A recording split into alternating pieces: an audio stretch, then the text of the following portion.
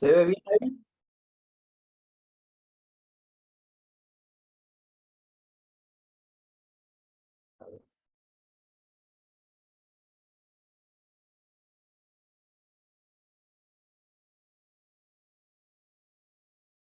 ¿La diapositiva se ve bien? ¿Me escuchan bien ahí? Sí, Bueno, muy bien. Buenas tardes. Yo les voy a hablar ahora en esta clase de dos signos vitales que son la toma del pulso arterial y de la presión arterial. Cuando hablamos de historia clínica, ustedes recuerdan que cuando hablamos del examen físico, dentro del estado actual, dijimos que consideramos la impresión general y allí íbamos a colocar justamente los signos vitales. Esos signos vitales son la toma de la presión arterial, del pulso arterial, la temperatura, la frecuencia cardíaca, la frecuencia respiratoria, el peso y la talla. Yo me voy a referir en esta clase solamente a la toma del pulso arterial y de la presión arterial. Los signos vitales básicamente reflejan el estado fisiológico de los órganos vitales. En este caso, pulso, presión, se refiere fundamentalmente al aparato cardiovascular. Son manifestaciones objetivas que se pueden percibir y medir. Entonces, para hablar del pulso arterial, primero vamos a definir de qué estamos hablando justamente, qué es el pulso arterial. El pulso arterial se genera por las contracciones del ventrículo izquierdo que expulsa en cada latido un volumen de sangre. Ese volumen de sangre va a producir presión sobre las paredes de las arterias y se transmite desde la aorta hacia las arterias periféricas como una onda periódica. Y es esta onda periódica justamente la que nosotros vamos a palpar y a evaluar. La forma de la onda del pulso tiene estas características. Tiene una rama ascendente, una cima y una rama descendente. En la rama descendente se encuentra esa incisura que corresponde al cierre de la válvula aórtica. Esa es la forma que tiene la onda del pulso, de lo cual básicamente cuando hacemos la palpación, nosotros vamos a reconocer solamente, justamente por la percepción de nuestros dedos, una parte de toda esta onda. La utilidad que tiene fundamentalmente el examen del pulso es que brinda información sobre el aparato cardiovascular. Nos informa tanto de la función cardíaca, por ejemplo, si un paciente tiene insuficiencia cardíaca, seguramente el pulso que vamos a encontrar cuando palpemos el pulso de ese paciente con insuficiencia cardíaca va a ser un pulso poco amplio y habitualmente con una tensión baja, producto de la falla en la contracción de ese ventrículo. También podemos evaluar el estado anatómico de las arterias. Si la arteria del paciente tiene alguna patología, por ejemplo, un paciente de edad, un paciente añoso, tiene aterosclerosis, seguramente esas arterias van a ser más duras, más rígidas que las de una persona de menor edad. ¿Cuáles son las condiciones que facilitan la palpación del pulso y justamente nos van a permitir después evaluar las características que tiene ella? Fundamentalmente las arterias que están más superficiales, que en general son arterias de pequeño diámetro, pero superficiales y apoyadas habitualmente sobre un plano profundo duro, como puede ser un hueso, como es el caso de las arterias radiales o la arteria temporal, eso justamente facilita la palpación. Repito, las arterias superficiales que habitualmente tienen un diámetro menor, pero justamente por esa condición de superficiales y estar apoyadas sobre un plano profundo duro, como puede ser el hueso, las facilita esta maniobra de palpación. Y la otra condición que facilita la palpación es el diámetro. Cuanto mayor sea el diámetro, habitualmente más fácil son de palpar. Pero como son arterias que además de tener mayor diámetro, están ubicadas anatómicamente en mayor profundidad, habitualmente hay que hacer más fuerza justamente para poder palparla. ¿Se entiende eso? ¿Me siguen hasta ahí? ¿Se entiende? Sí, profe. Bien. Entonces, ¿cómo se hace el examen del pulso? Básicamente lo hacemos con la yema de 2 o 3 dedos y nos ubicamos en forma perpendicular al trayecto de la arteria. Por ejemplo, en el caso de esta arteria, que es la arteria radial, lo que hacemos es, como tiene un eje longitudinal el trayecto de la arteria, nos ubicamos en forma perpendicular a ese trayecto para poder palparla con la yema de 2 o 3 dedos.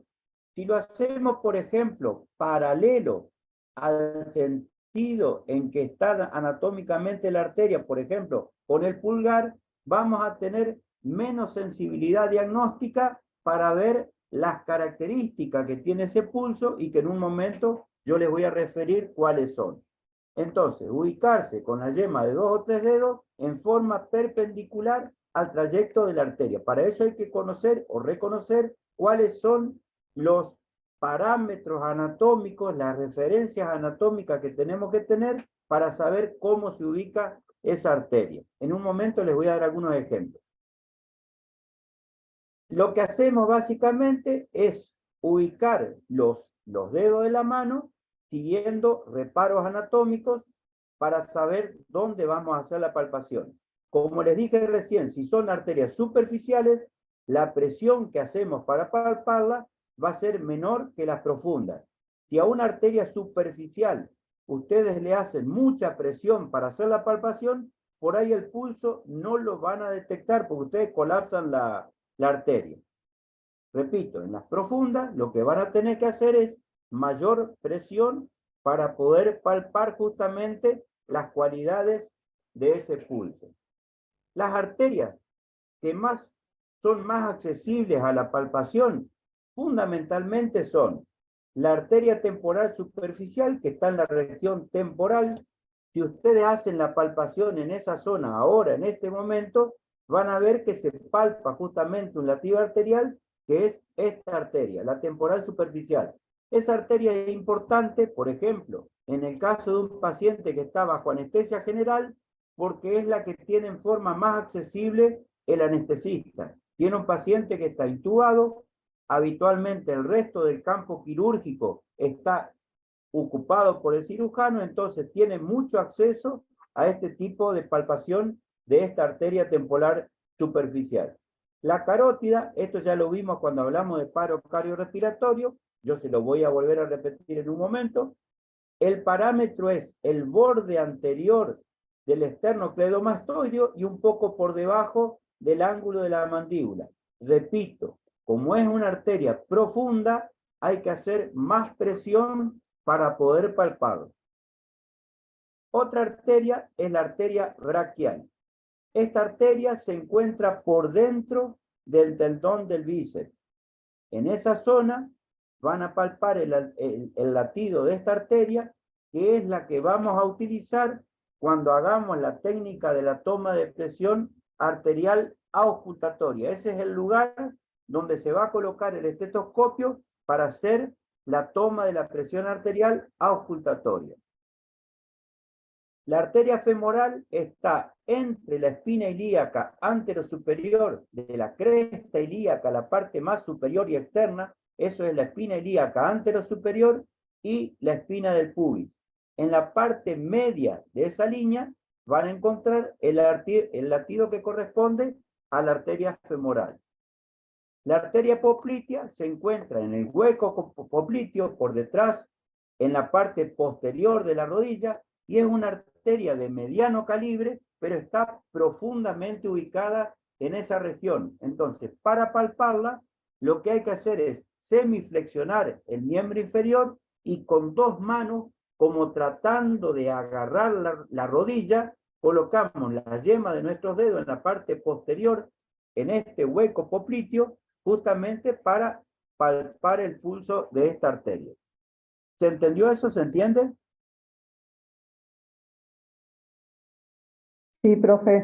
Sí, profe. De cualquier manera, esta es una arteria que no es tan comúnmente utilizada por ustedes. Las arterias más importantes de todas estas localizaciones anatómicas, y se los voy a repetir también en un momento, son la carótida, la braquial y el tema de la palpación de la radial. La tibial posterior, que está ubicada por detrás del maléolo interno, también es importante cuando uno no puede hacer la toma de la presión arterial en los miembros superiores y lo tiene que hacer, por ejemplo, en los miembros inferiores. Se encuentra entonces por detrás del maléolo interno, esto es el maléolo interno, ¿no es cierto?, a nivel del tobillo. La arteria pedia, que está justamente en el pie, está por fuera del primer tendón extensor del pie. Es una arteria también que se puede utilizar, como la anterior, para la toma de la presión arterial en los miembros inferiores. Y la arteria radial, que está en el canal radial, que es por fuera de los tendones flexores de la mano y la apófisis estiloides del radio. Estas tres arterias, el pulso carotidio, el pulso braquial y el radial, se los repito y se los muestro de nuevo porque son importantes. Como dijimos cuando hablamos de paro cardiorrespiratorio, el carotidio es importante porque es uno de los elementos diagnósticos, la ausencia de este pulso para el diagnóstico de paro cardiorrespiratorio. Repito, borde anterior del esternocleidomastoideo por debajo del ángulo de la mandíbula, haciendo presión con la yema de 2 o 3 dedos. Hay que hacer presión en esa zona para hacer la palpación. El otro es el pulso radial, que está, como les dije, por fuera de los tendones flexores de la mano y la apófisis estiloide. Esta es la arteria que vamos a utilizar para hacer la toma de la presión arterial palpatoria, que en un momento nos vamos a referir a ella. Y el pulso braquial está si ustedes con su miembro superior hacen una pequeña flexión del antebrazo sobre el brazo, en la parte inferior del brazo, en la parte anterior, en esta zona, van a palpar el tendón del bíceps. Si se van un poco por dentro del tendón del bíceps, van a palpar un pulso que es el que corresponde al pulso de la arteria braquial.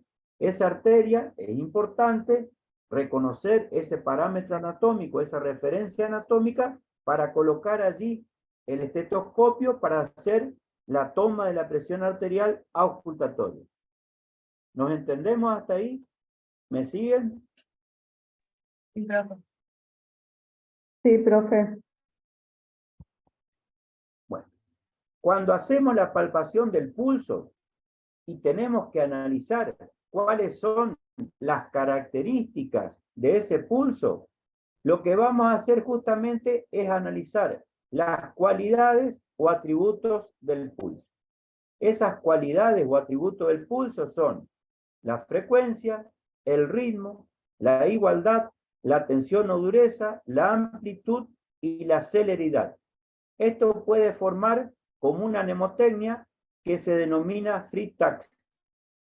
Eso es para recordar cuáles son todos los elementos que tenemos que analizar cuando hacemos la palpación del pulso. Entonces, la frecuencia, ¿cómo se determina la frecuencia del pulso? Es la cantidad de ondas del pulso que se palpan en un minuto. Esto lo podemos hacer tomando el minuto completo, palpando una arteria, por ejemplo, la arteria radial, y percibiendo cuántas ondas del pulso pasan en un minuto. Si es normal, la frecuencia del pulso va a estar entre 60 y 100 ondas del pulso por minuto. Cuando es menor a 60, se denomina bradisfigmia. Cuando es mayor a 100, se denomina taquisfigmia. Acuérdense, a nivel cardíaco, esto se llama taquicardia cuando es mayor a 100 y se denomina bradicardia cuando es menor a 60. En el caso del pulso, se denomina bradisfigmia, taquisfigmia. Si el pulso es regular, o sea que todas las ondas del pulso siguen una secuencia en tiempo o espacio iguales, lo que podemos hacer es contar las ondas del pulso en 15 segundos y después lo multiplicamos por 4. Si el pulso es irregular, lo que se hace habitualmente es contar la cantidad de ondas del pulso en un tiempo de 2 minutos, por ejemplo, y después hacemos el promedio para tener una idea más exacta justamente de la frecuencia de ese pulso. ¿Se entiende eso?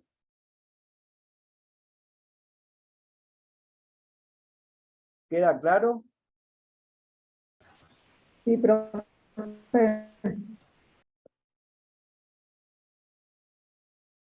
El ritmo se refiere a que la secuencia de espacios o tiempos entre la onda del pulso, la distinta onda del pulso, son todos iguales.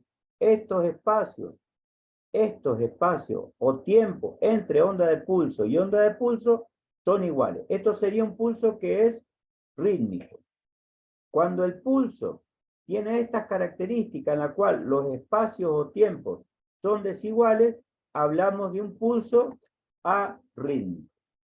Esa ritmicidad puede ser con una secuencia más o menos parecida como tiene acá, o puede ser muy irregular, como ocurre, por ejemplo, en algunos tipos de arritmia, como es una arritmia que se llama fibrilación auricular, que es un ritmo completamente irregular. Y así con otros tipos de arritmia. Repito entonces, el ritmo se refiere a la secuencia de espacios o tiempos entre las ondas del pulso.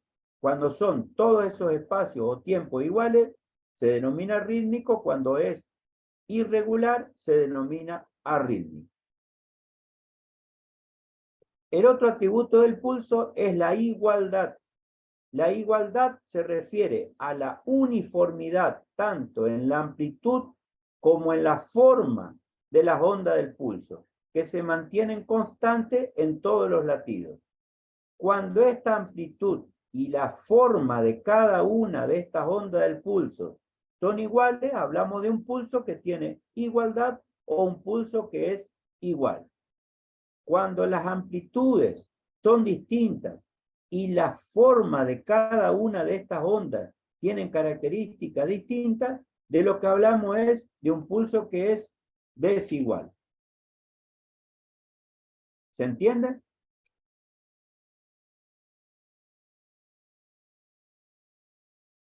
¿Se entendió eso? Sí, doctor.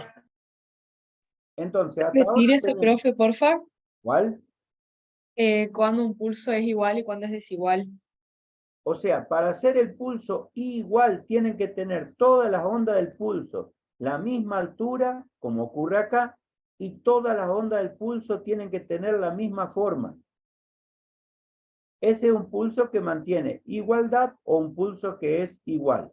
Cuando las alturas, como se ve acá, son desiguales, son distintas, incluso la forma de cada una de estas ondas del pulso no son iguales, hablamos de un pulso que es desigual. Gracias, profe. Entonces tenemos, frecuencia es la cantidad de ondas del pulso que palpamos en un tiempo de 1 minuto. Cuando hablamos de ritmo, de lo que estamos hablando es de similitud de espacio o tiempo entre onda del pulso y onda de pulso. Y la igualdad hace referencia a que la amplitud y la forma de cada una de las ondas del pulso son todas similares. Amplitud e igualdad en la forma de esas ondas del pulso. La tensión o dureza se define como la resistencia que pone la arteria a ser deprimida. Esto está determinado básicamente por el diámetro de la arteria. Cuanto mayor es el diámetro, más tensión o dureza tiene esa arteria. A la inversa, cuando menor es el diámetro, la tensión o dureza va a ser menor. También está determinado por la presión arterial. Cuanto mayor es la presión arterial, más tensión o dureza va a tener, Y cuando menor es la presión arterial, menos tensión o dureza va a tener esa pared arterial. Y también depende del estado anatómico de las paredes arteriales. Las arterias, como dijimos hoy, de un paciente anciano que tiene, por ejemplo, arteriosclerosis, va a tener mayor tensión o dureza que la de una persona joven que es más muscular. ¿Se entiende eso?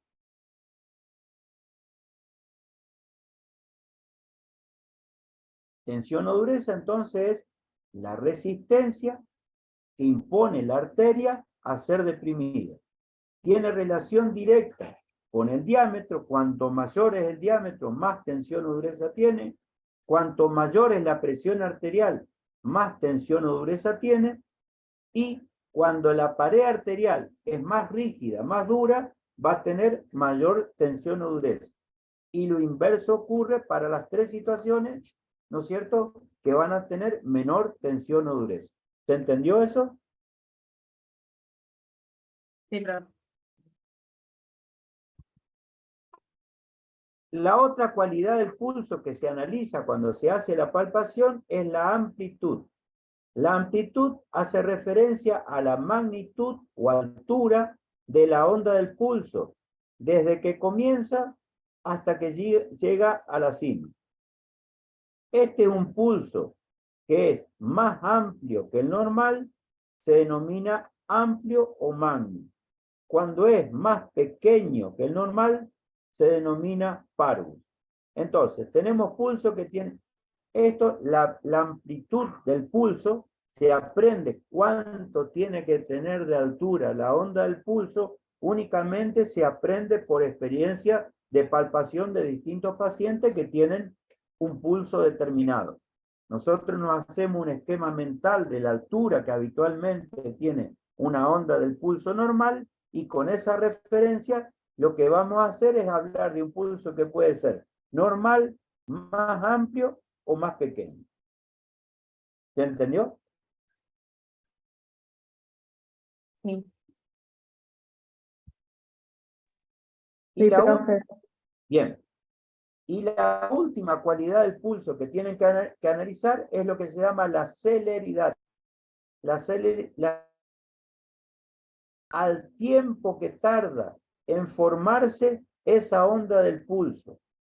O sea, desde que se inicia hasta que se forma la punta, la cúspide de la onda del pulso, este espacio, este tiempo es el que nos va a dar que sea un pulso normal, como en este caso, que sea un pulso céler o acelerado que se forma rápidamente y también se pierde rápidamente, o que sea un pulso que se llama parvus, que es con una cima más tardía que la normal. Entonces, la celeridad hace referencia al tiempo en que tarda en formarse esa subida hasta llegar a la cúspide de la onda del pulso. Cuando es menor, como en este caso, se llama celer. Cuando es mayor, es más largo el tiempo para que se llegue a la cima, se denomina parvus. Y habitualmente las patologías que tienen mayor amplitud, como les mostré recién, en este caso las que tienen más amplitud van asociadas en algunas patologías a mayor celeridad. Se forma rápidamente y una onda del pulso mayor. Esto se ve en patologías como por ejemplo en la insuficiencia valvular aórtica. Y esta, la onda del pulso parvus, la que tarda más tiempo en formarse, muchas veces va asociada también a un pulso más pequeño. Esto ocurre en una situación inversa de la válvula aórtica, que es en la estenosis aórtica. Eso es simplemente a modo de ejemplo para que recuerden más o menos en determinadas patologías cómo puede afectar a esa onda del pulso. Entonces, repito, todo lo que tienen que analizar cuando se analiza, justamente se hace la palpación del pulso, es esto. La mnemotecnia es TRITAC, es frecuencia, ritmo, igualdad, tensión o dureza, amplitud y celeridad. ¿Cuál es la importancia que puede tener para ustedes el saber hacer justamente el análisis de la palpación del pulso? Una es que es un examen que brinda una información rápida y fácil sobre la presencia de alguna patología como puede ser una arritmia cardíaca. También es útil como componente diagnóstico de casos, por ejemplo, de reflejos vagales que pues, generan situaciones como ustedes ya vieron de presíncope o síncope, que son situaciones bastante frecuentes de ver en los consultorios odontológicos, sobre todo el presíncope o síncope que dijimos que es el neurocardiogénico o el vaso vagal. Y también cuando hablamos de paro cardiorrespiratorio, dijimos que es uno de los elementos diagnósticos del paro cardiorrespiratorio. La ausencia del pulso en las grandes arterias es un elemento diagnóstico justamente del paro cardiorrespiratorio. ¿Alguna pregunta sobre esto?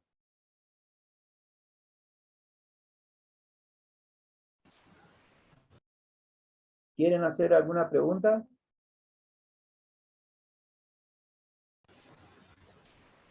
Por la ocultación se puede ver todo eso, si hay igualdad, la amplitud, o necesita otro método para ver la amplitud de la onda.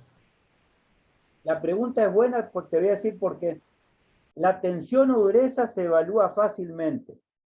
La frecuencia se analiza bastante fácilmente. Es una cuestión de entrenamiento. O sea, son atributos del pulso que son fáciles de determinar. La ritmicidad del pulso también es bastante fácil de evaluar. Vos vas contando los espacios de tiempo entre onda del pulso y te vas a dar cuenta si es un pulso rítmico o arrítmico. La que es más compleja justamente de analizar es esta, por ejemplo, la celeridad y en particular esta, la igualdad.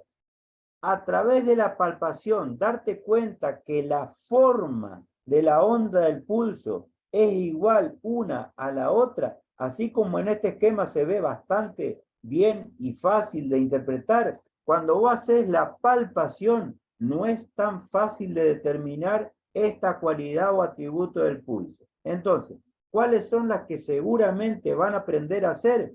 La frecuencia, el ritmo, y en particular también la tensión o dureza. La igualdad y la celeridad requieren de mucho más entrenamiento para poder evaluarla. ¿Respondes a tu pregunta? Sí, perfecto.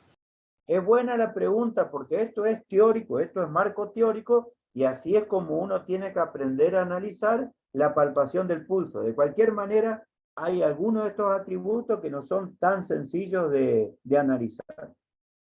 Y bueno, y ahora voy a hablar de lo que es la toma de la presión arterial.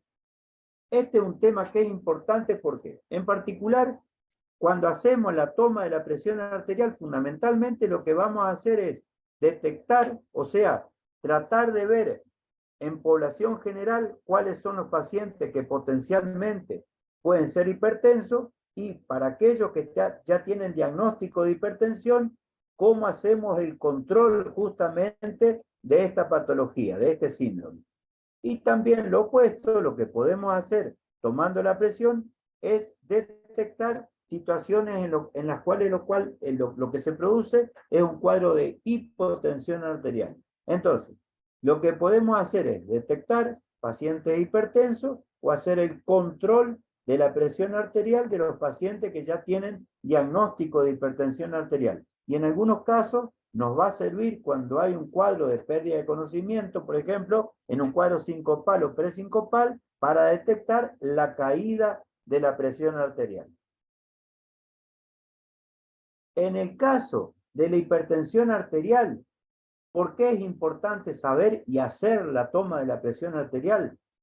En población general, estos son trabajos epidemiológicos de prevalencia de hipertensión arterial en distintas localidades de la Argentina. Si ustedes ven la prevalencia de hipertensión arterial, no teniendo en cuenta una edad en particular, sino que es desde jóvenes, adultos hasta inclusive pacientes ancianos, en población general, la prevalencia es mayor al 30%. O sea, piensen ustedes, es la patología seguramente más frecuente con la cual se van a encontrar, por la prevalencia que tiene. Además, si uno va considerando distintos grupos etarios y va aumentando la edad desde décadas, desde los 30, 40, 50, 60, 70 años, va aumentando en cada grupo etario, en cada década, la cantidad de pacientes hipertensos que van a encontrar.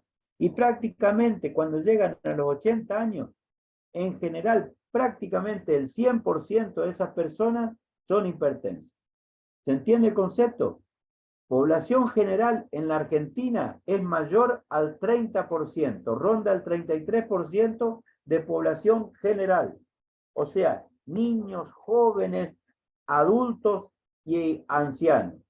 Y por cada década que va aumentando la edad, vamos a tener mayor cantidad de personas que son hipertensas. Otra cuestión que es muy importante desde el punto de vista de por qué hay que tomar la presión arterial. Solamente, esto se llama la regla de las 3 mitades. Una de esas mitades es que la mitad de los pacientes de la población general que son hipertensos están diagnosticados. Eso quiere decir que hay un 50% de personas hipertensas que no se conocen como tales. Y teniendo en cuenta la prevalencia de hipertensión, ustedes se van a dar cuenta que el número de personas no diagnosticadas como hipertensas es enorme. Otro aspecto importante es que los pacientes hipertensos, en general, producto de las complicaciones que les genera la propia hipertensión, enfermedad vascular, enfermedad cardíaca, enfermedad renal, todas complicaciones de la hipertensión, los constituyen pacientes que tienen compromiso muy importante y son pacientes de mucho riesgo, son pacientes que están muy enfermos. Y la otra mitad, que no ni siquiera es una mitad, es que la mitad de los pacientes hipertensos tratados está bien controlado. ¿Por qué les digo esto? En la Argentina, el porcentaje de pacientes hipertensos conocidos y tratados no llega a más de un 20%. Esto es, en general, producto de situaciones que tienen que ver con la atención médica y el manejo de estos pacientes, condiciones sociales del paciente que no tiene acceso a los medicamentos, o bien a veces desidia, porque tienen diagnóstico, tienen posibilidad de tratamiento y no hacen un tratamiento como deben hacerlo. Todas estas cosas, y en particular esto, es lo que hace que la toma de la presión arterial en el consultorio, en su consultorio, sea una cosa muy, muy importante. No importa que el paciente le diga, yo soy hipertenso, tomo este medicamento. Recuerden, no más de un 20% de todos estos pacientes conocidos y tratados está bien controlado. Y muchos de estos pacientes están muy enfermos, tienen complicaciones importantes producto de la propia hipertensión. ¿Se entiende ese concepto? ¿Se entiende? Sí, se entiende. ¿Tienen alguna duda sobre esto?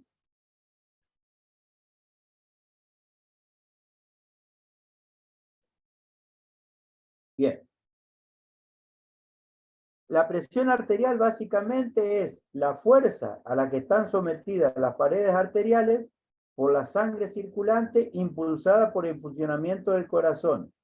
Esa presión que ejerce la columna de sangre sobre las paredes arteriales, como vimos hoy cuando hablamos de pulso, producto de la contracción del ventrículo que genera una onda de pulso que genera volumen y presión, es justamente lo que vamos a determinar cuando hagamos la técnica de la toma de la presión arterial.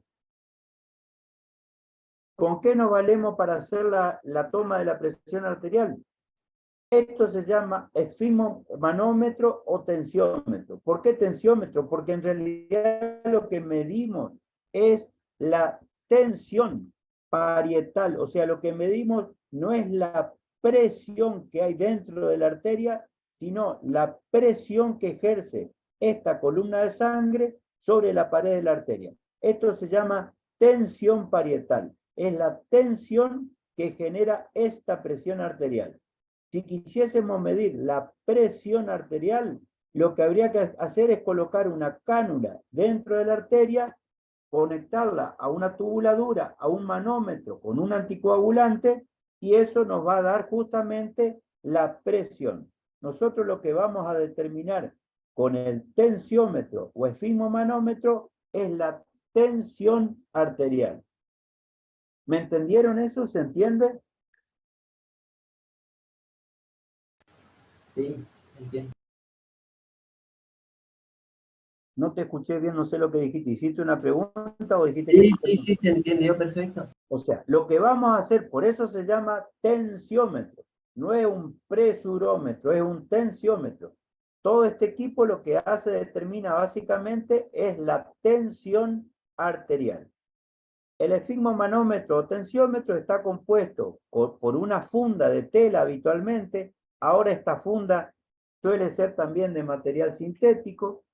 Tiene un sistema de abrojo que es para que quede adherida al miembro en el cual hacemos la toma de la presión arterial.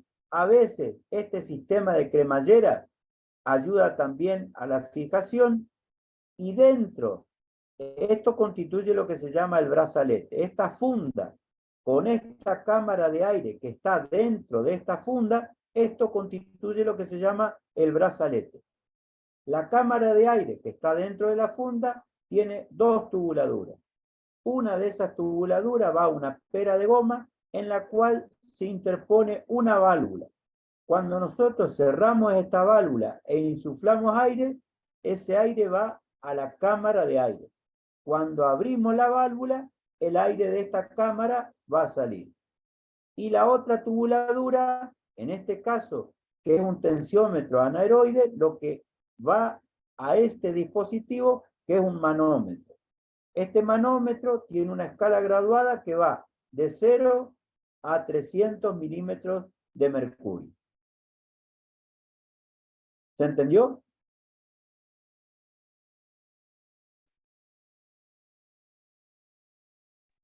Sí, profe.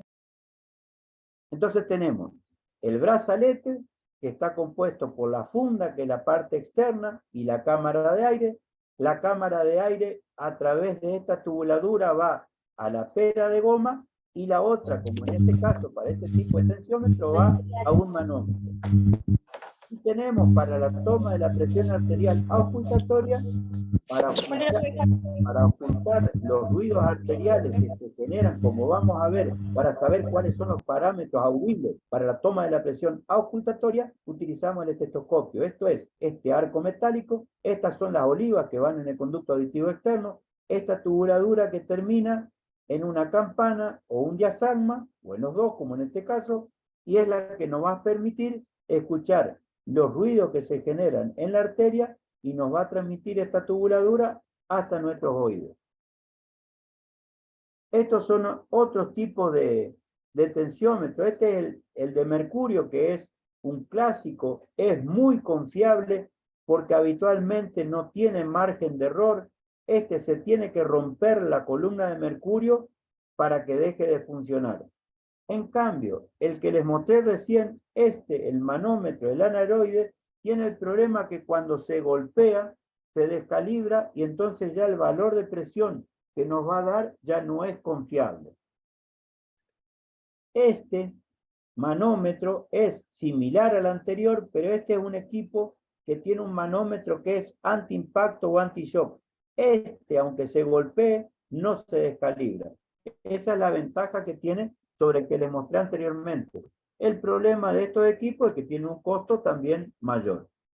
Este es un equipo digital, este es un equipo, esta marca en particular, no es para hacer propaganda, pero esta marca en particular, como otras marcas, son equipos validados. Esto quiere decir que son equipos que son confiables y que se pueden utilizar en un consultorio.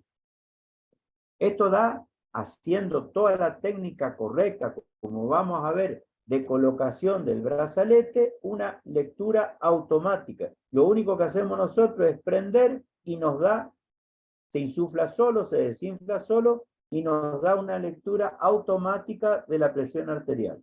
Y el de pared, tiene la ventaja sobre todo en los sitios donde hay mucha circulación de gente, las guardias, para que justamente no sufra ningún tipo de problema en cuanto a que se golpee y que se pueda deteriorar.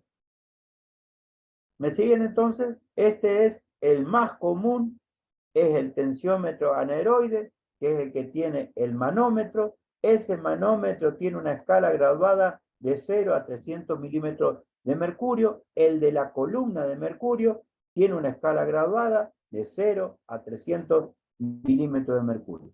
Todos tienen el mismo tipo de gradación, cada uno tiene su forma de utilización. Entonces, ¿cuáles son los fundamentos generales para la toma de la presión arterial? Yo ahora les voy a hablar de fundamentos generales. Después les voy a hacer en particular cómo se hace la técnica de la toma de la presión arterial palpatoria, que es una de las técnicas, cómo se hace la de la auscultatoria, inclusive una mixta, que es una combinación de las dos. Para entender cómo se determina la presión arterial, lo primero que hay que conocer es esto que les muestro a continuación. Lo que hacemos es colocar el brazalete, en este caso se lo colocamos en el miembro superior a nivel del brazo. Ese brazalete, lo que vamos a hacer es cerrar nuestra válvula que está al lado de la pera de goma, cerramos la válvula e insuflamos aire. Cuando insuflamos aire, eso va, como les dije hoy, a la cámara de aire y va a empezar a hacer efecto de presión desde el exterior hacia el interior de la arteria. Va comprimiendo la arteria. Cuando la presión exterior iguala o supera a la presión que hay dentro de la arteria, se colapsa y entonces lo que vamos a tener es ausencia de flujo de sangre en la arteria y por lo tanto, si estamos palpando el pulso en este caso va a desaparecer. ¿Se entiende hasta ahí? ¿Me entienden? Sí, perfecto. Repito. ¿Se entendió? Mejor que hayan entendido, pero se lo repito. Colocamos el brazalete, insuflamos el aire, cerrando la pera de goma. Cuando la presión ejercida por el brazalete es mayor a la presión que hay dentro de la arteria, esta se colapsa y va a haber un cese del flujo de sangre distalmente a esta compresión. Ahora, cuando abrimos la válvula y empieza a disminuir la presión que ejerce el brazalete, en algún punto la presión de la arteria va a ser igual o mayor a la que ejerce el brazalete y en ese punto va a empezar a haber flujo de sangre distalmente a esta compresión. Entonces, si estamos palpando el pulso, en un punto vamos a notar que ese pulso reaparece y si estamos ocultando, escuchando ruidos en la arteria, que ahora les voy a mostrar cuáles son esos ruidos, vamos a tener los elementos que necesitamos para hacer el diagnóstico de la toma de la presión arterial, palpatoria y auscultatoria.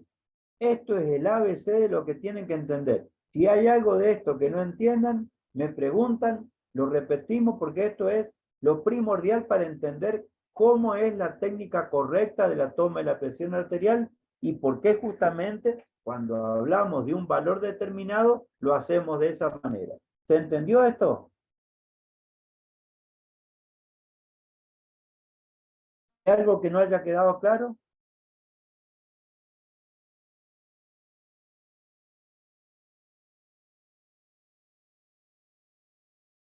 Bueno, yo sigo, si de cualquier manera, si después hay algo que les parece que entendieron, pero no lo entendieron tan bien, en todo caso me preguntan y lo volvemos a repetir. Entonces, ahora lo que vamos a hacer es una de las técnicas de la toma de la presión arterial, que es la palpatoria. Lo que hacemos es, colocamos el brazalete, como hicimos recién, ¿no es cierto? Lo colocamos en el brazo, ese brazalete tiene que estar a 2 centímetros. El borde inferior tiene que estar a 2 centímetros por encima del pliegue del codo. Para estar en una posición correcta tiene que estar a 2 centímetros por encima del pliegue del codo. No tiene que estar ni muy apretado ni muy flujo. Tiene que estar bien adherido al diámetro del brazo que estamos por hacer la toma de la presión arterial. Hacemos después el cierre de la válvula, insuflamos aire y distalmente a la compresión que estamos haciendo acá en el brazo, lo que hacemos es palpar el pulso, en este caso, de la arteria radial. Dijimos, el pulso de la arteria radial está por fuera de los tendones flexores de la mano y la apófisis estiloide del radio. Esto se llama el canal radial. En ese punto hacemos la palpación y va a haber un momento en el cual, como les dije hoy, la compresión de la cámara de aire supera la presión que hay dentro de la arteria, se colapsa y desaparece el pulso. Cuando desaparece el pulso, insuflamos un poquito más y después lo que vamos a hacer es abrir la válvula para que baje la presión en la cámara de aire que está en el brazalete. Cuando la presión en la arteria supera a esa compresión externa, va a aparecer nuevamente el pulso.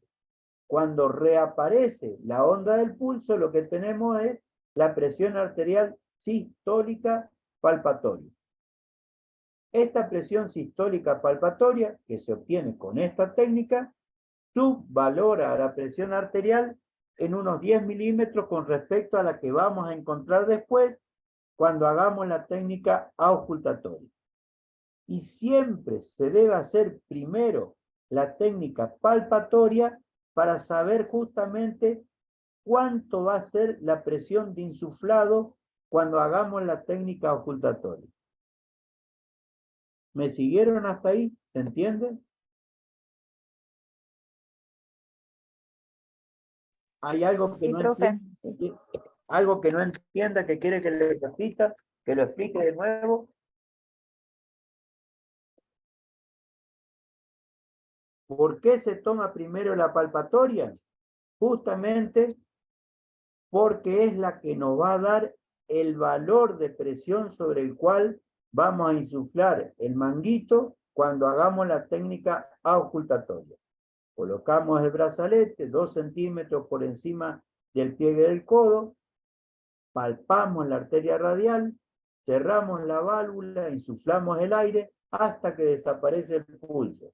Insuflamos unos milímetros de mercurio por encima de ese valor en el cual desapareció el pulso, abrimos la válvula y el punto en el cual reaparece la onda del pulso nos da la presión arterial sistólica palpatoria. Ese valor es el que vamos a utilizar después para hacer la toma de la presión auscultatoria, sabiendo que este valor habitualmente es inferior en unos 10 milímetros de mercurio aproximadamente al que vamos a encontrar cuando hagamos la técnica auscultatoria. ¿Por qué? Porque la sensibilidad que tienen los dedos de palpar una arteria en la cual desapareció el pulso y reaparece el pulso es menor a la sensibilidad que tiene el oído para escuchar ruidos que son los que vamos a utilizar para la toma de la presión arterial auscultatoria. Esto es una forma de ver cómo, además de los miembros superiores, podemos hacer la toma de la presión arterial en los miembros inferiores. Exactamente el mismo criterio. Lo que hacemos es, colocamos el manguito, insuflamos el aire, tomamos en este caso el pulso de la arteria pedia. Cuando desaparece el pulso, insuflamos unos milímetros de mercurio por encima de ese valor, abrimos la válvula y cuando reaparece la onda del pulso, tenemos la presión arterial palpatoria, en este caso del miembro inferior. Ahora vamos a ver cómo es la técnica de la toma de la presión arterial auscultatoria. El brazalete se coloca de la misma manera que en la palpatoria. Lo colocamos 2 centímetros por encima del pie del codo y tiene que estar muy apretado ni muy suelto. Tiene que estar bien adaptado al diámetro del miembro superior, del brazo en este caso. Colocamos, en este caso, el diafragma del estetoscopio sobre la arteria braquial. Dijimos que la arteria braquial está por dentro del tendón del bíceps. Eso quiere decir que, como está en este esquema, ¿no es cierto?, en esta foto, lo que vamos a hacer es colocar hacia adentro del miembro superior. El tendón del bíceps está en esta situación, la arteria está hacia adentro. Ahí colocamos, palpamos el pulso de la arteria braquial y ahí le colocamos, en este caso, el diafragma del estetoscopio. Le insuflamos, cerramos la válvula, insuflamos el aire y lo que hacemos es nos vamos unos 30 milímetros de mercurio por encima del valor de la presión arterial que encontramos con la técnica palpatoria. Y ahora les voy a explicar, cuando vea el esquema de los ruidos que se generan en la arteria para esta toma de la presión arterial, por qué es importante hacer primero la técnica palpatoria. Repito, colocan el brazalete, cierran la válvula, insuflamos el aire, 30 milímetros de mercurio por encima del valor que encontramos en la palpatoria, abrimos la válvula y estamos atentos a que aparezca algún tipo de ruido en nuestro estetoscopio. El primer ruido que aparece, ese es el que determina la presión sistólica o máxima, que es este primer ruido que está acá, en este caso está por encima de 120 milímetros de mercurio. Ese es el valor de la presión arterial máxima o sistólica. Cuando desaparecen los ruidos en este punto, cuando desaparecen los ruidos, ahí lo que tenemos es el valor de la presión arterial diastólica, que es cuando el ventrículo está completamente relajado.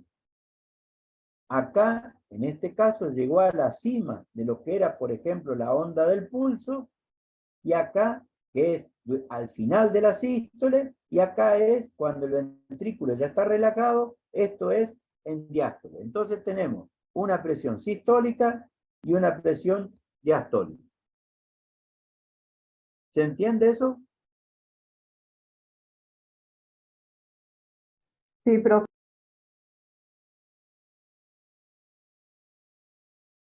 ¿Entienden todos?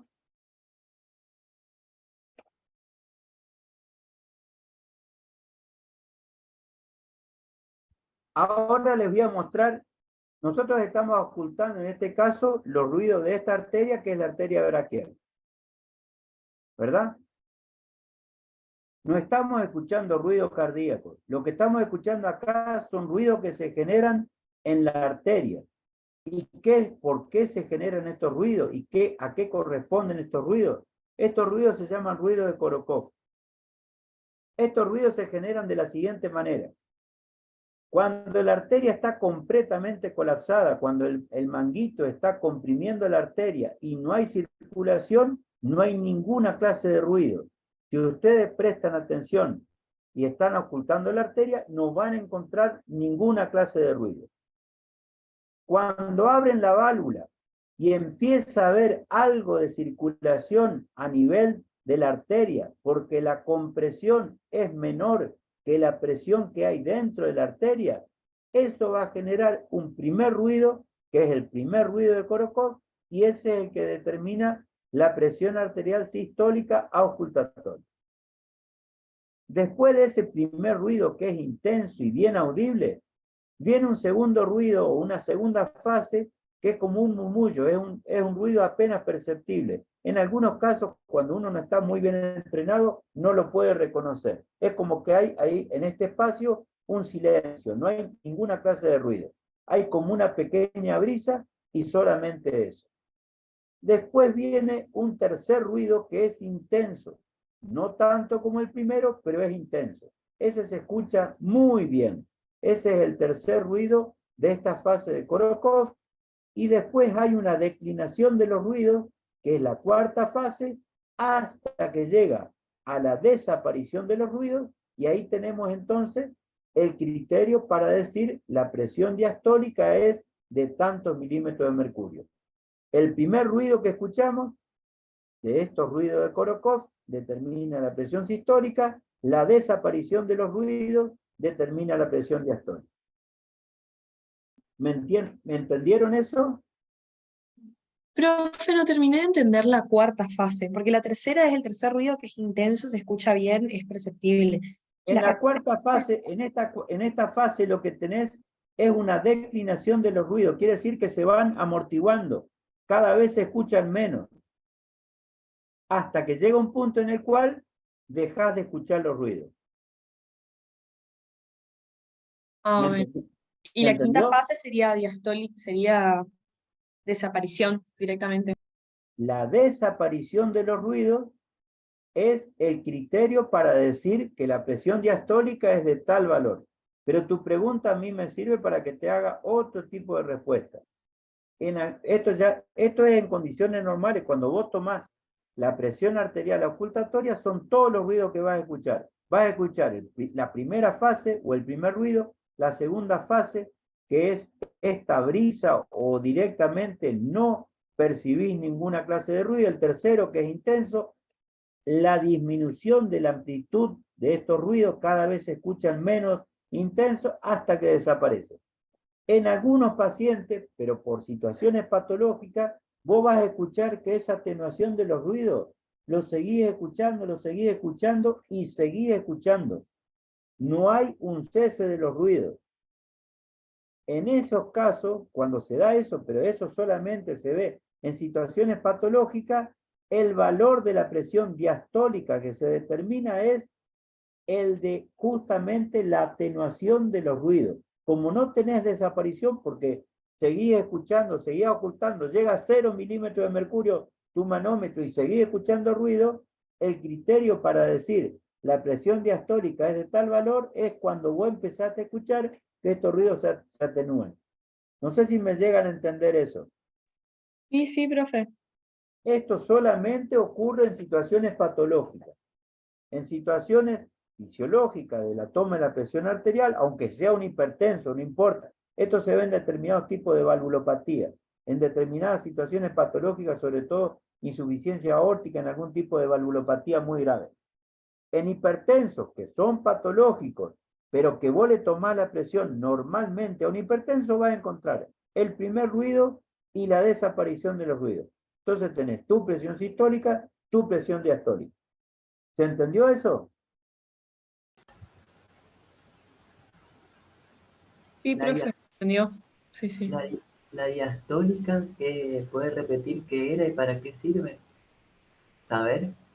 La diastólica es el cese de la ocultación de los ruidos arteriales. Eso corresponde en lo que es la dinámica del corazón al periodo en el cual el corazón está relajado, está en diástole. Por eso se llama presión diastólica. Acá, cuando vos tenés la presión sistólica, cuando el corazón se contrae y eyecta un volumen de sangre, hace justamente esta onda. Cuando llega a la cima de esta onda, así como la cima de la onda del pulso, vos acá estás escuchando ruidos que reaparecen cuando liberaste la compresión del manguito. Tu primer ruido, lo primero que escuchás acá, corresponde a la presión arterial sistólica. Después de todos estos cambios en los ruidos, cuando desaparecen esos ruidos, vos tenés la presión arterial diastólica que corresponde justamente a ese periodo del ciclo cardíaco, a la diástole, cuando el corazón está relajado. ¿Lo entendés? Entonces, la presión diastólica ya se puede captar en la cuarta fase de los ruidos de Korotkov. En la cuarta fase lo que tenés es una atenuación de los ruidos y tenés que llegar esa atenuación hasta que desaparecen completamente los ruidos para decir el valor de la presión diastólica. Suponete que vos estás en esta cuarta fase y tenés 80 milímetros de mercurio y siguen bajando los ruidos hasta que desaparece y recién desaparecen tu ruido en 70 milímetros de mercurio, no tiene 80 milímetros, tiene 70, porque ahí es el punto en el cual desaparecieron todos los ruidos. Y algunos ejemplos, por ejemplo, de cuando está hipertenso tiene más de tanto, no me quiero adelantar, pero Los valores yo te lo digo en un momento. Vos querés saber los valores, yo te lo digo en un no, momento. sí, o digamos, a ver si la diastólica, ¿Qué La te presión dice? arterial, la presión arterial máxima normal, que ya no es tan normal, pero la máxima normal es 140 milímetros de sistólica, 90 de diastólica. Idealmente tiene que estar por debajo de eso. 140, 90 se llama normal alta o prehipertensión. La gente que habitualmente tiene esos valores de presión, en un 50% de esas personas va a aparecer hipertensión arterial. Por eso se llama normal alta o prehipertensión, ya no es tan normal. Normal, yo le muestro los valores en un momento, pero te lo contesto porque me está preguntando ahora. En un momento te muestro exactamente cuáles son los valores normales e ideales de la presión arterial y cuáles son patológicos. ¿Está? Sí, está. ¿Para qué me sirve este esquema? Algunos de ustedes toman, esto es una lástima no tenerlo presencialmente porque yo, viendo las caras, sé medianamente qué es lo que van entendiendo y qué es lo que hay que reforzar. Pero algunos de ustedes toman la presión arterial, algunos de ustedes, me imagino, saben tomar la presión arterial. ¿Ninguno de ustedes tomó la presión arterial? Sí, No, profe. profe, yo nunca tomé. Bueno, pero vamos a hacer un supuesto que los que toman la presión arterial, algunos de ustedes que toman la presión arterial, ¿hasta cuánto le insuflás? O sea, con tu manguito, tu pera de goma y tu válvula cerrada, ¿hasta cuánto le insuflás de presión para tomar la presión arterial auscultatoria? ¿Hasta qué valor le insuflan? ¿Hasta qué número? ¿Hasta qué valor? Por ejemplo, mi mamá tiene presión alta y yo le hago hasta el 20 más o menos. Eso vos le hacés intuitivamente. Sí, Te pones 200 milímetros de mercurio porque te parece que con eso está sí, bien. sí, sí. Esa sería tu respuesta. Ahora te hago la contestación a tú, digamos, toma de la presión arterial y te voy a decir por qué eso puede ser erróneo. Alguien más que tome la presión arterial que me diga un valor hasta cuánto le parece que está bien insuflar el brazalete. Hasta 17 puede ser, profe, o Hasta 18. 170. Entonces tenemos 200 y 170. Son dos números. Bueno, yo te voy a dar dos tipos de respuesta y dos tipos de por qué la técnica de la presión arterial tiene que ser hecha en forma correcta y por qué eso puede ser incorrecto. A tu mamá, por ejemplo, que me dijiste 200 milímetros de mercurio, si vos le tomás la presión palpatoria y cuando le tomás la presión arterial palpatoria, tu mamá tiene 220 milímetros de mercurio, tus 200 milímetros de mercurio que a vos te parece que está bien, son insuficientes. Si vos entendiste cómo es la técnica de la toma de la presión arterial palpatoria y para qué sirve, te vas a dar cuenta que en ese caso es insuficiente. Y si la que me dijo 170 milímetros de mercurio tiene un paciente que tiene 200 como la mamá de la primer compañera, también va a ser insuficiente. No sé si me están entendiendo hasta ahí y ahora les explico por qué o para qué hay que hacer técnicamente primero la palpatoria y después la ocultatoria. Esa parte que les estoy respondiendo, ¿me la entienden o no? Sí, profe, hay que cesar el, el flujo de sangre para que no se sienta y para Ese es el poder. punto. Lo que vos estás diciendo es el punto. Yo contesto primero para tu mamá de los 200 milímetros de mercurio.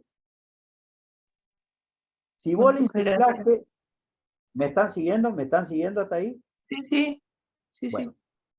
tu mamá tiene 200 milímetros de mercurio de presión arterial, o sea que tiene una hipertensión arterial severa. Si yo le insuflo hasta 200 milímetros de mercurio o 170, como en el caso de tu compañera, por ahí no llego a colapsar la arteria. Entonces no voy a escuchar este primer ruido porque no estoy colapsando completamente la arteria. Entonces, no voy a tener este primer ruido. El segundo ruido que habitualmente es difícil de escuchar, tampoco seguramente lo voy a ocultar. Entonces, ¿qué voy a ocultar? Cuando tiene flujo en esta fase. Supongamos que escucho este ruido, este tercer ruido que es intenso, en 200 milímetros de mercurio. Si tu mamá tenía 220, como te dije hoy, recién yo voy a escuchar un ruido acá. Entonces tu mamá tiene 220 milímetros de mercurio, pero para vos que escuchás este tercer ruido en 200 va a tener 200. Y si bien 200 es mucho, 220 es mucho más. ¿Me siguen hasta ahí? ¿Se entiende o no? O se lo explico de otra manera, que es lo que dijo su compañero recién. Si yo le hago la técnica de la toma de la presión arterial palpatoria, recién va a desaparecer el pulso cuando llego acá a los 200 milímetros de mercurio. Cuando hago la técnica auscultatoria, dijimos que le agregamos 30 milímetros de mercurio más. Entonces le insuflo hasta 230. Cuando abro la válvula, el flujo de sangre acá va a aparecer en 200 milímetros de mercurio y ahí voy a tener el primer ruido. Entonces le voy a dar una lectura correcta de la presión arterial.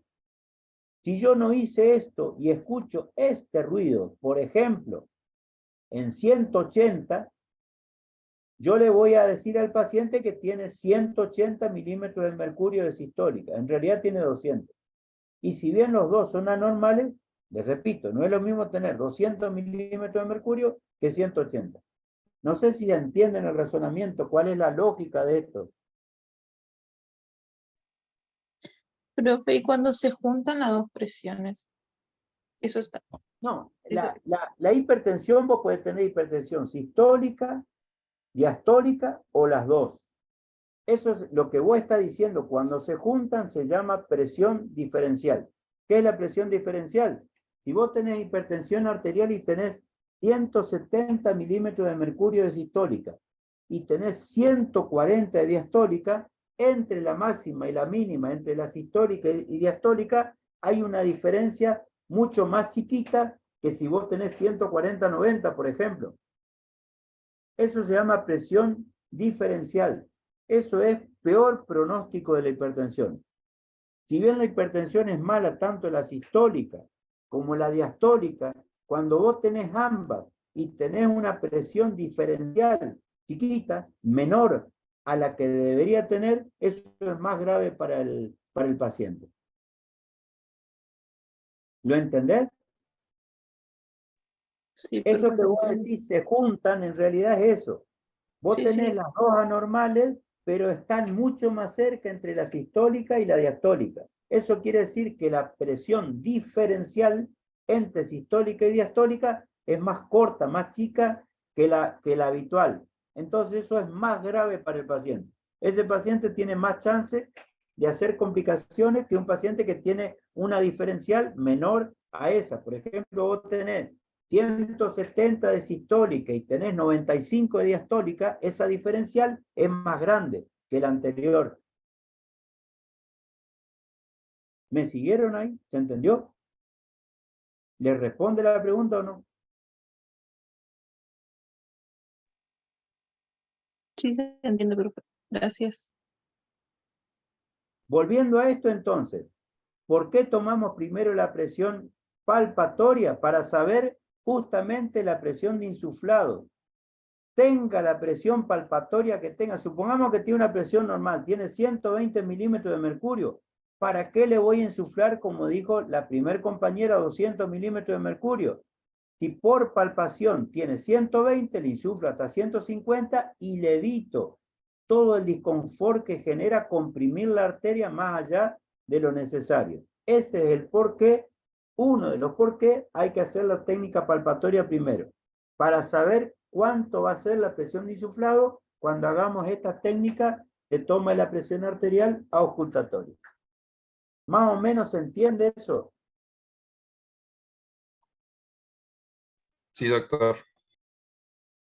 Después, cuando lo hagan desde el punto de vista práctico, creo que les va a quedar un poquito más comprensible todo esto.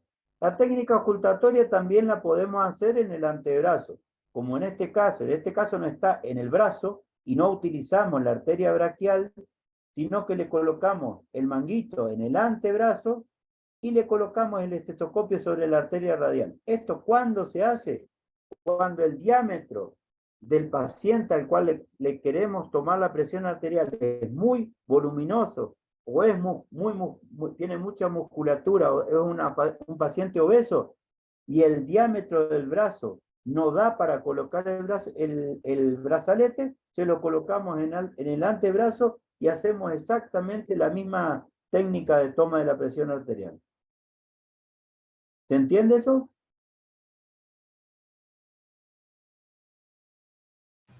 Sí, se entiende.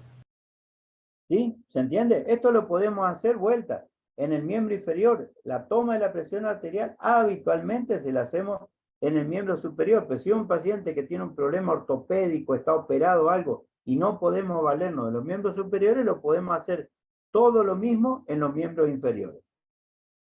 Y una técnica mixta sería tomar al mismo tiempo la presión arterial auscultatoria y la palpatoria. Esta ya hay que tener más habilidad para hacer las dos cosas al mismo tiempo. Se puede hacer, pero hay que pedirle a veces al paciente que nos tenga, por ejemplo, el estetoscopio o tiene que tener el brazalete, un sistema de fijación del estetoscopio en el cual liberamos una mano y con la otra palpamos la arteria radial y con la otra mano insuflamos el aire de la pera de goma. ¿Cuáles son las normas que hay que tener para hacer una técnica de toma de la presión arterial correcta? El ambiente habitualmente tiene que ser lo más tranquilo posible, sobre todo que no haya ruido. ¿Por qué los ruidos? En parte porque eso da un estímulo al paciente para que la presión esté más alta de lo que debería tener. Y además, para auscultar los ruidos que nosotros tenemos que escuchar, esos ruidos arteriales, nos puede dificultar. Tiene que estar en reposo habitualmente con 5 minutos que se quede en reposo, suele ser suficiente. No tiene que tomar café ni fumar en los últimos 30 minutos porque todo esto aumenta el valor de la presión arterial. Tiene que estar sentado con apoyo dorsal, o sea, el dorso, la espalda, tiene que estar sobre el respaldo de la silla. Tiene que tener apoyo braquial, el brazo tiene que estar apoyado sobre una estructura, una mesa o un apoyabrazos, y el brazo tiene que estar descubierto, no tiene que tener ningún tipo de prenda. Esto ocurre muy frecuentemente en el invierno cuando tenemos mayor cantidad de ropa y le queremos tomar justamente con toda la ropa que tiene el paciente. Eso va a interferir en la técnica de la toma de la presión arterial. Y el brazo además tiene que estar a la altura del corazón. La colocación correcta del manguito es en el brazo, 2 centímetros encima del pie del codo, no tiene que estar ni muy apretado ni muy suelto. Primero tomamos la presión palpatoria para saber cuánto va a ser la presión de insuflación de la auscultatoria, que tiene que ser 30 milímetros de mercurio por encima de la palpatoria, y la medimos en el brazo que tenga el mayor valor. Normalmente se debe hacer en los dos brazos, miembro superior superior derecho, miembro superior izquierdo, y vemos cuál de los dos tiene mayor presión. ¿Cuál se les ocurre a ustedes que es el que tiene habitualmente en la población general mayor presión? ¿El derecho o el izquierdo? El El izquierdo. Yo diría que el derecho. ¿Cuál? El El izquierdo. derecho, diría yo. El izquierdo. Y hay dos nomás, o sea, el derecho o el izquierdo. Si es el izquierdo, ¿por qué? Y si es el derecho, ¿por qué? Y yo diría que el derecho porque el corazón está un poco escorado hacia la izquierda. Bueno, es el derecho, pero no es por ese motivo. Vos tenés en el arco aórtico, en el lado izquierdo tenés la arteria carótida y la arteria subclavia, que son arterias de mediano calibre. A la derecha sale el tronco brachiocefálico que te da la carótida y la subclavia.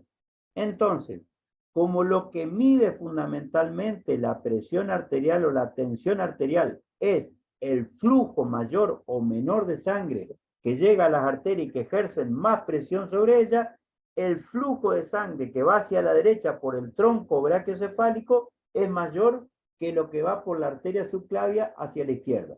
Por eso es que el 85% de la población general tiene presiones más altas del lado derecho que del lado izquierdo. Pero hay un porcentaje en el cual la presión es más alta del lado izquierdo. Moraleja, se toma tanto la derecha como la izquierda y la presión que se le da a la persona, el número que se le anota, es el mayor obtenido. ¿Se entendió? Sí, doctor. O sea, es la derecha, pero por ese motivo, porque el flujo de sangre habitualmente es mayor hacia la derecha que hacia la izquierda. Entonces, ¿qué cosas tenemos que tener en cuenta para que no haya valores anormales de la presión arterial ficticio, digamos, porque hacemos mala técnica de la toma de la presión arterial?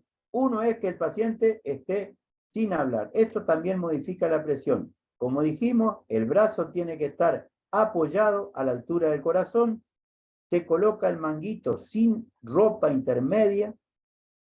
Lo que tenemos que hacer es usar un manguito adecuado para el brazo. Esto va a depender de que cubra el 80% del perímetro del brazo. La cámara de aire tiene que cubrir el 80% del perímetro del brazo y el ancho tiene que ser las 2/3 partes del largo del brazo. O sea, a lo largo tiene que cubrir las 2/3 partes. Y el diámetro tiene que cubrir en la cámara de aire que está dentro el 80% del perímetro del brazo. ¿Se entiende eso? Por eso es que si esto no es así, porque tiene un brazo muy grande para el brazalete que tenemos nosotros, se lo colocamos en el antebrazo.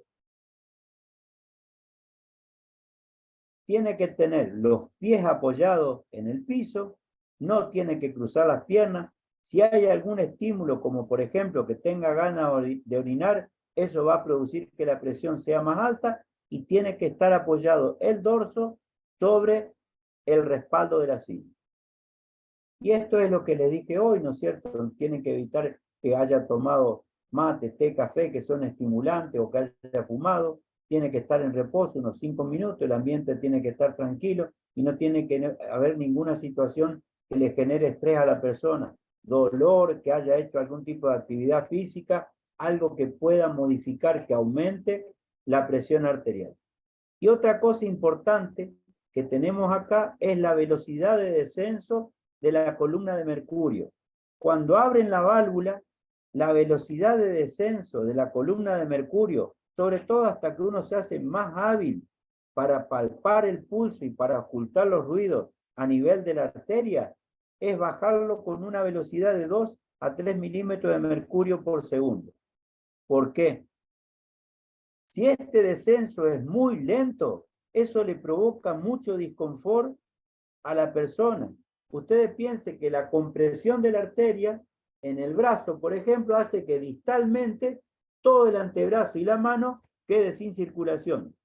Si le dejamos varios minutos en esa situación, la persona va a empezar a experimentar parestesias, dolor, y eso le genera un disconfort importante. Al revés, si la velocidad de descenso es muy rápida, si estamos palpando el pulso, la reaparición del pulso, cuando uno baja bruscamente la presión, por ahí se nos escapa y no nos damos cuenta en qué momento reapareció. Y si estamos escuchando los ruidos para la técnica ocultatoria, por ahí se nos escapan los primeros ruidos por justamente bajar bruscamente la velocidad de descenso de la columna de mercurio. ¿Se entendió eso? Sí, profe. Sí, profe. Sí. Bueno, estos son todos los recaudos que hay que tomar para hacer una técnica de toma de la presión arterial correcta. Entonces, sentado con apoyo dorsal, la espalda tiene que estar sobre el respaldo de la silla, tiene que tener apoyo braquial, el brazo tiene que estar apoyado, tiene que estar descubierto, ubicado a la altura del corazón. Le hacemos primero la técnica de la presión arterial palpatoria para saber la presión de máximo inflado cuando hagamos la técnica ocultatoria. El brazalete tiene que estar bien colocado por encima del pie del codo. La tubuladura tiene que estar hacia adelante, no tiene que estar hacia atrás ni hacia los costados. Y tiene que estar bien adaptado, o sea, tiene que permitir, por ejemplo, como está haciendo en esta foto, colocamos 2 dedos por debajo del brazalete y tienen que entrar cómodamente. Eso quiere decir que no está ni muy apretado ni muy suelto. Y lo que hacemos para la técnica auscultatoria es insuflar 30 milímetros de mercurio por encima del valor que encontramos en la técnica palpatoria. Y estos son los errores más comunes que se pueden presentar en la técnica de la toma de la presión arterial. En este caso, no está apoyada, no tiene apoyo dorsal. Esto significa que hay ruido, está fumando. En este caso, el manómetro para el observador que no lo tiene a la vista va a tener que hacer una contorsión para leer, para hacer la lectura de los milímetros de mercurio que tiene. El brazalete, como ustedes ven, está mal colocado, la tubuladura está hacia atrás. Esto es otro error de técnica. Acá le colocaron el diafragma del estetoscopio por debajo del brazalete. Esto falsea el valor de la presión arterial. El estetoscopio tiene que estar por fuera del brazalete. Y el otro error acá es que está con la ropa puesta y no deja colocar normalmente el brazalete. Para la pregunta que hicieron hoy, la presión óptima, la mejor presión que se puede tener es 120-80, o sea, 120-80 milímetros de mercurio, 120 de sistólica, 80 de diastólica. La normal es 130-80 y como les dije en un momento atrás, 140-90 es normal, pero no es tan normal. Se llama normal alta o prehipertensión. Esto quiere decir, la mitad de la gente que tiene estos valores habitualmente, no en un control, la mayoría de las veces que se controla tiene 140-90, esto es presión normal alta, marca probabilidad de desarrollar hipertensión con los años y esto se presenta en un 50% de la gente que tiene estos valores habitualmente. Y valores superiores a 140-90 hablamos de hipertensión arterial. Hay dos fases o estadios de hipertensión arterial. Antes se describían 3, ahora quedaron 2. Estadio 1, estadio 2. Estadio 1 es hasta 159 milímetros de mercurio de sistólica y hasta 99 milímetros de mercurio de diastólica. Si tiene más de 160 de sistólica y más de 100 de diastólica, eso se llama hipertensión estadio 2. Lo más importante de todo esto es que recuerden hasta qué valores se consideran normales habitualmente. No sé si eso responde a la pregunta que hizo alguno de tus compañeros. ¿Se entendió esto? Sí, profe. ¿Y por qué es importante? ¿Por qué es importante tomar la presión arterial? Por todo lo que le dije hoy. Detectamos pacientes hipertensos, podemos tener en pacientes que se saben hipertensos, que son hipertensos conocidos y tratados, valores anormales, y eso nos va a indicar que tenemos que tener más recaudos sobre esos pacientes. Cuando le tomamos la presión en el consultorio, producto de los estímulos que tiene el paciente, el dolor, la aprensión a veces que tiene a hacer un tratamiento, todo eso puede significar que la presión que le controlemos en el consultorio sea mayor a la normal, lo cual no quiere decir necesariamente que esa presión sea anormal para calificarla de hipertensión arterial. Si esto se repite habitualmente, estos valores, entonces esa persona sí es hipertensa. Si solamente presenta por estas situaciones aumento de la presión arterial en el consultorio, eso significa que es una hipertensión reactiva por los estímulos que tiene. ¿Qué hacemos con esta persona cuando tiene una presión por encima del normal? Le decimos cuánto tiene de presión y le indicamos que se haga un control, un seguimiento durante un tiempo para ver si repite esos valores anormales o no. Si no los repite, era hipertensión reactiva, era presión alta por los estímulos que tenía, y si lo repite habitualmente, es hipertensa. Encontramos a ese 50% de personas que son hipertensas no conocidas, por lo tanto, no tratadas. Los pacientes que son hipertensos, los no diagnosticados o los que están mal controlados, tienen que ser remitidos al médico justamente para que les haga el seguimiento y el tratamiento de la hipertensión para evitar complicaciones en el tratamiento que ustedes le van a hacer. En el caso de que se dé esto, un hipertenso, lo detectan porque le toman la presión arterial y era un hipertenso no conocido, no tratado, o que está mal controlado, lo que hacen ustedes es tratar la urgencia, tratarán el dolor, un drenaje, pero no más que eso, para tratar la causa del cuadro por el cual les consultó a ustedes en el consultorio odontológico. Y lo que tienen que recordar fundamentalmente es que las personas de mayor edad que son hipertensas habitualmente están más enfermas que el resto de la población de la misma edad, que utilizan medicamentos, y que todo esto tiene que ser conocido por ustedes como odontólogos, porque son pacientes que justamente tienen más riesgo para hacer un tratamiento, sobre todo quirúrgico.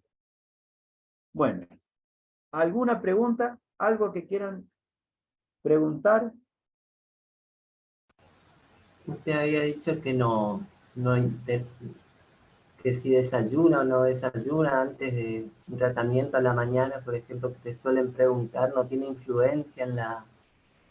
Eso era lo que vos me estás preguntando, era para los pacientes que presentan cuadro de síncope o presíncope. Esa pregunta vos me la estás haciendo con los pacientes que hacen hipoflujo cerebral. Acá estamos hablando de hipertensión arterial, estamos hablando de otro tema. Lo que yo te dije, lo que les dije, es que esa pregunta en un paciente que hace un cuadro de alteración de la conciencia, que es un cuadro presincopal o que pierde la conciencia, y que hace un cuadro de síncope, no corresponde porque no es la causa real del cuadro, porque lo que tuvo en ese momento es un hipoflujo cerebral.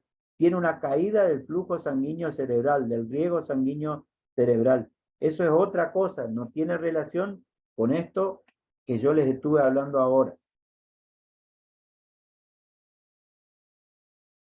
¿Eso contesta tu pregunta o no? No, bien.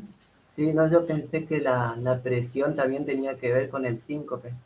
No, lo que ocurre en un síncope o en un presíncope es que hay una caída de la presión arterial por alguno de los mecanismos que les expliqué, caída del gasto cardíaco, disminución del retorno venoso que provoca que baje la presión arterial, eso hace que caiga el flujo sanguíneo cerebral y eso es lo que provoca alteración de la conciencia que te hace o perder la conciencia, hacer un síncope, o casi perder la conciencia, que sería un cuadro de presíncope, que te da los pródromos, los avisos. Pero eso es otra cosa, es algo distinto a lo que estuvimos hablando acá.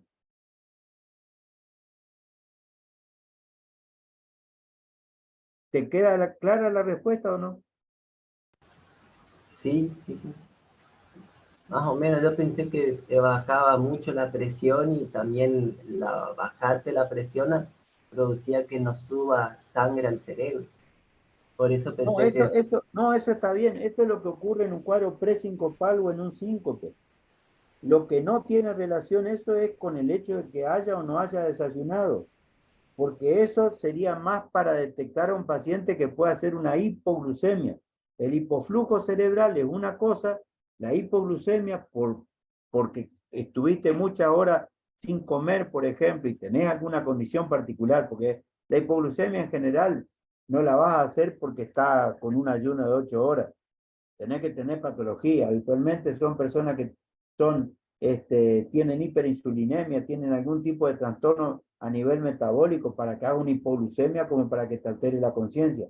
Eso es otra cosa y esa alteración de la conciencia no es brusca como la del presíncope o el síncope. Eso se va alterando la conciencia de a poco. No es un cuadro... Profe, Sí, disculpe, entonces, ¿entramos a rendir el cuestionario para las 4:30? sí, sí. Bien, le dejo ya. perfecto. Sí, sí. Esperemos que anden bien. Gracias, Ros. Muy bien. ¿Listo entonces? Gracias, profe. Bueno, muy bien.